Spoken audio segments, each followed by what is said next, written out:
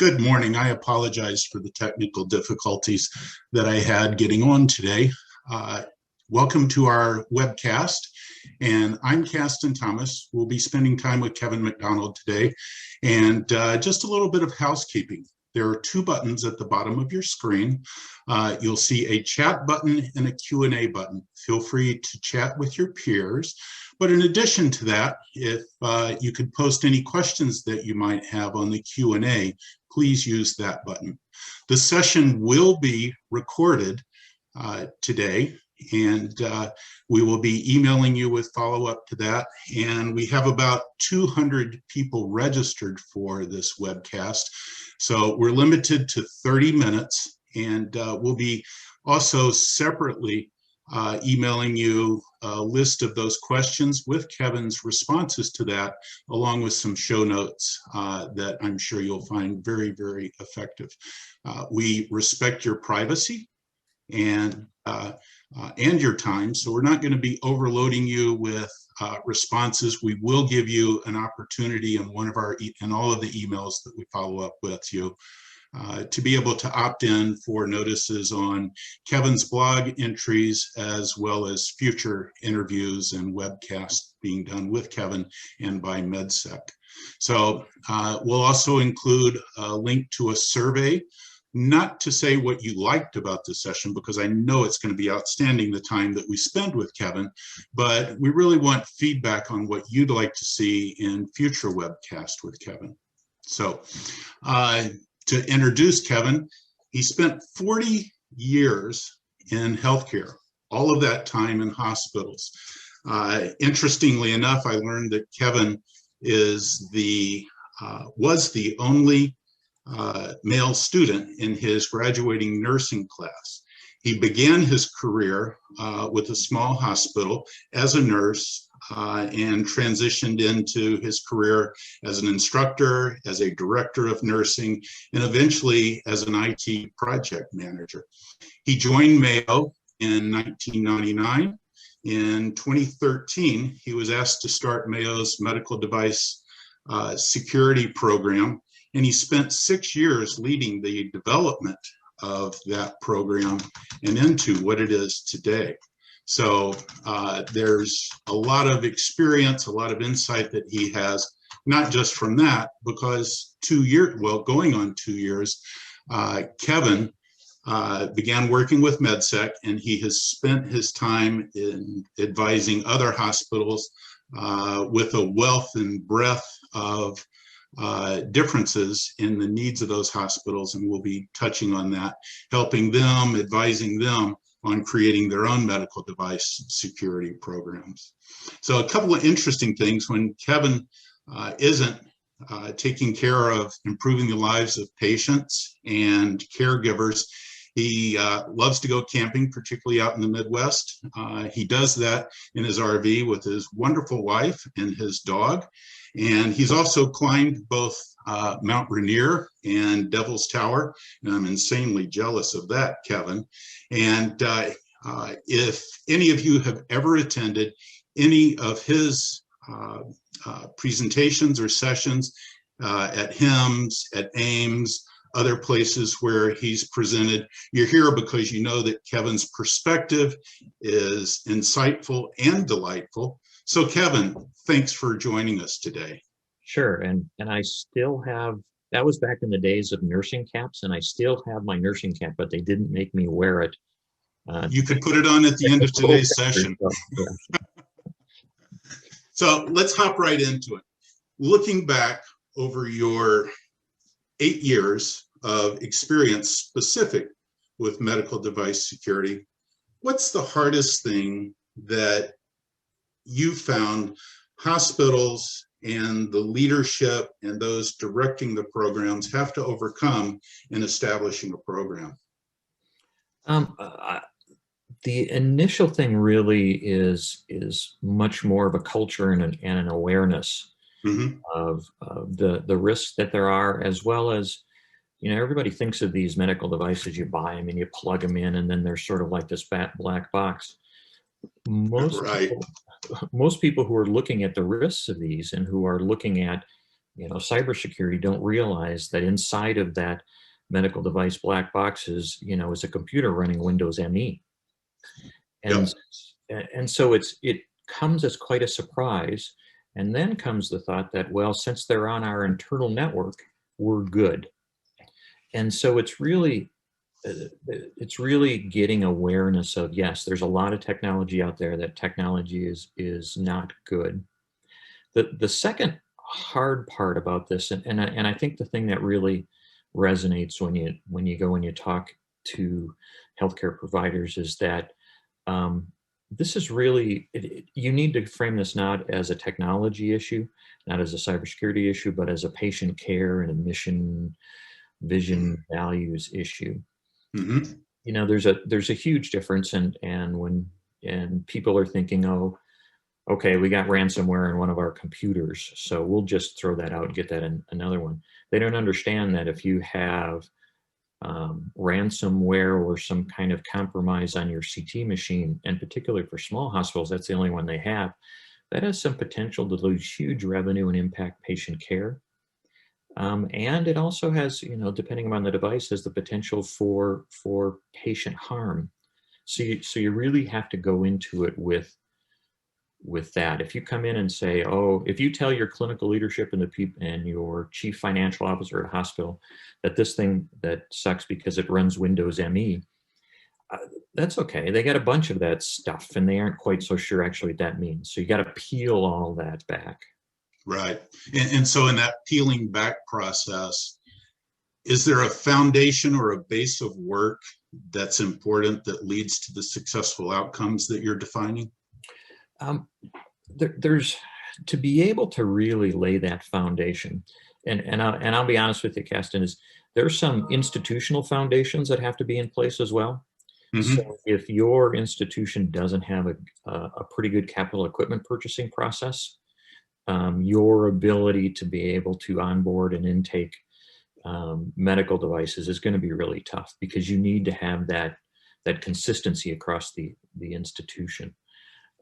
So it's those across the board institutional things. The second thing you really need as a foundation is a governance group.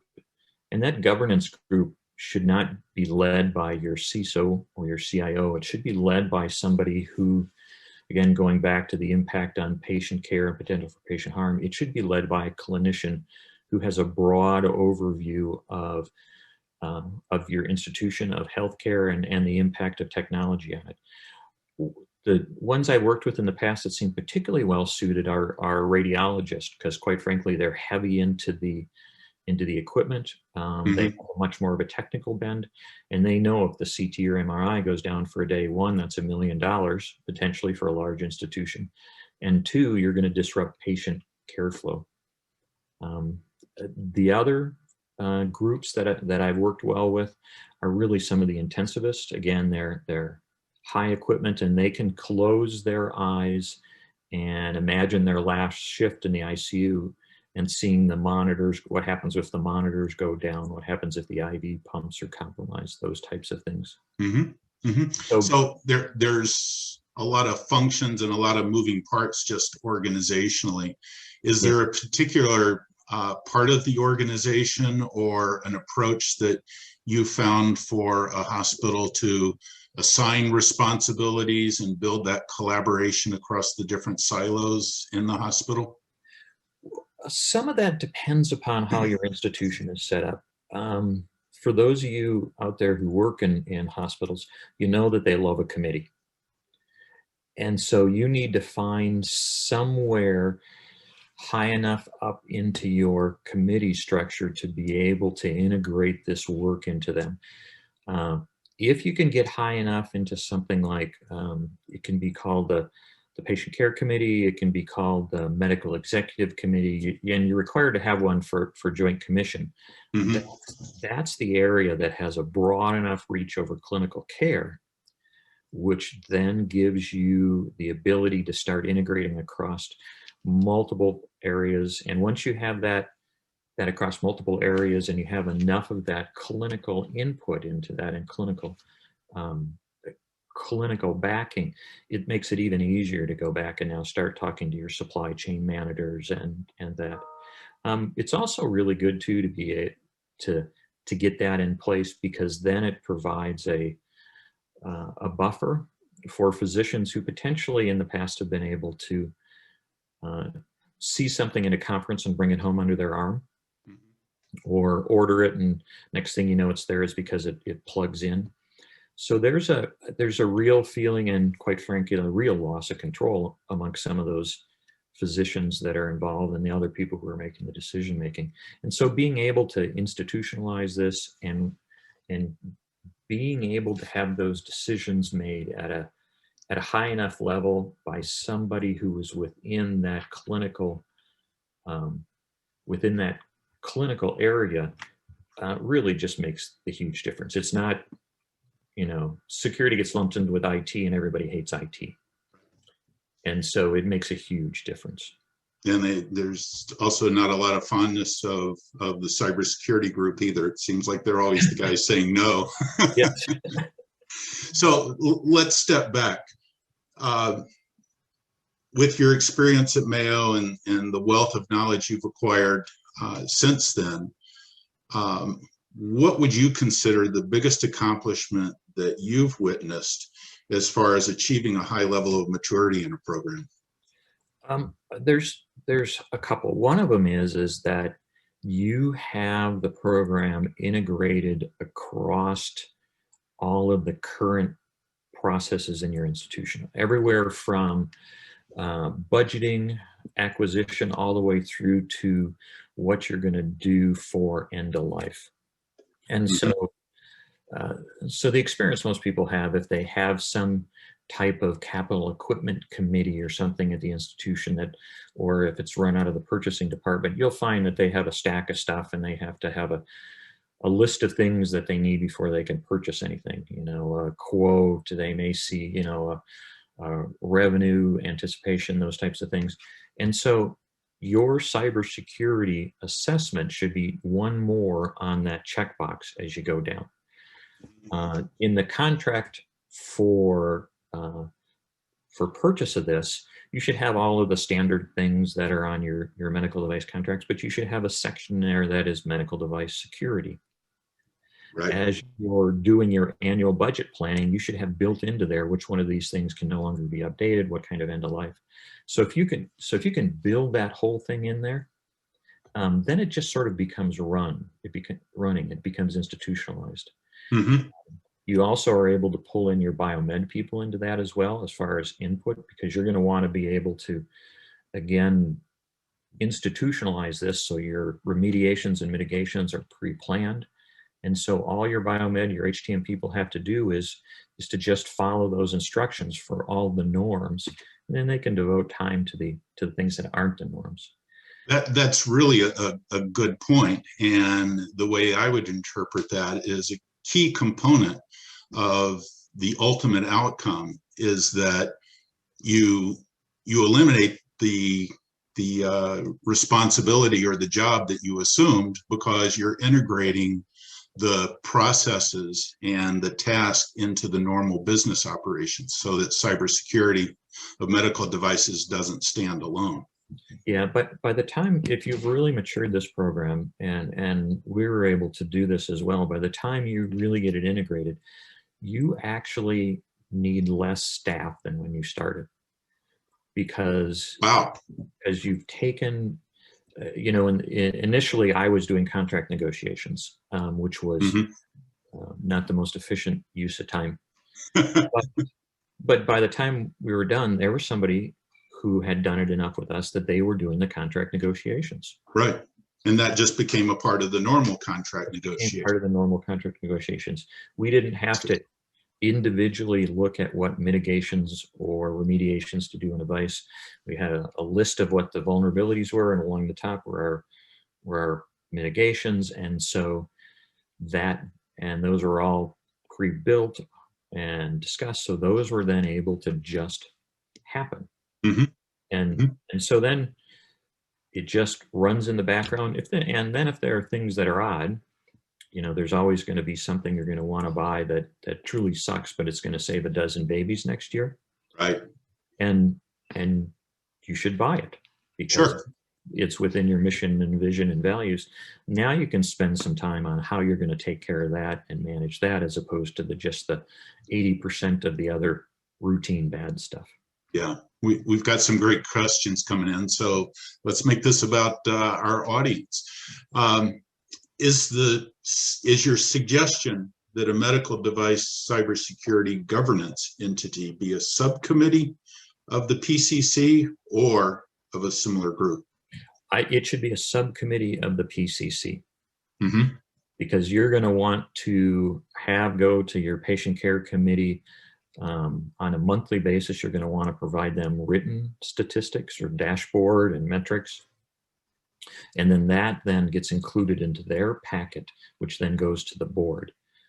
You also are going to want to go sort of an end run, as well as when you have your risk dashboard and your metrics that your CISO then brings to the board as well. You want to have it in there. So you want to be able to get all the way up to, and having your metrics part of the board responsibility. The CPC is a committee that will look over all the medical care and is responsible for all the medical care, or the PCC, depending upon what you call it. And so that one really needs to stay fairly clear, but you need to be able to ask that group for assistance if needed, and they're a high enough level, you won't have any problems. And in doing that, medical device security becomes a part of the overall patient safety model. Yes. Yep. Cool. And, so, sorry, and as you're doing this, most of those patient care committees also have somebody in there from risk as well. This should just flow right into your risk management program for the institution as well. So when they're starting to look at what our biggest risks are this year, you want to make sure that you have provided enough evidence that out of your top 5 risks for the institution, top 10, that medical device security is one of those.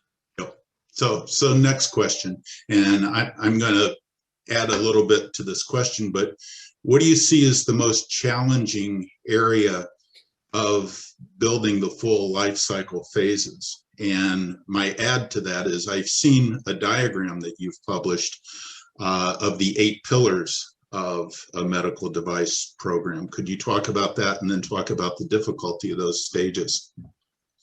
I think setting up and having a good governance is the hardest.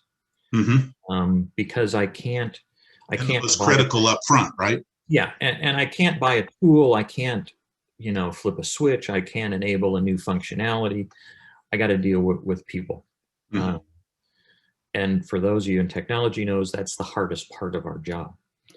So that's hard.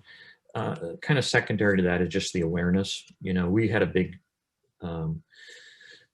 we got a big jump coming into this of where we brought in a bunch of people to do some testing on 40 plus devices. And, when we owned them all, we compromised them, bricked them. And so that gave us some evidence back then. I don't think you need that amount of evidence now. So that's the hardest one. And believe it or not, the other hard one is end of life. Yeah. There is stuff out there which works perfectly fine, does its job, but just sucks from as far as cybersecurity. I mean, just horrible. Legacy devices, right? Yeah. So part of that testing we did, we loaded Pong onto one of the machines, and the hardest problem we had was finding a version of Pong old enough to run on it. And that getting an institution to start thinking about a CT machine that still works, still brings in cash, and still meets their requirements, but is so old it is cybersecurity bad.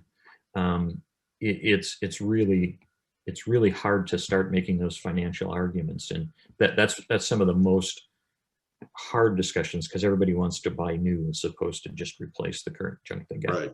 And you've done a lot of work in all of these 8 pillars, and we'll send that out as a part of the show notes. But this question came in actually before today's session. Is there information or resources that help an organization establish a program? where's your go-to resource? There's a couple of places. One obviously is the resources I have,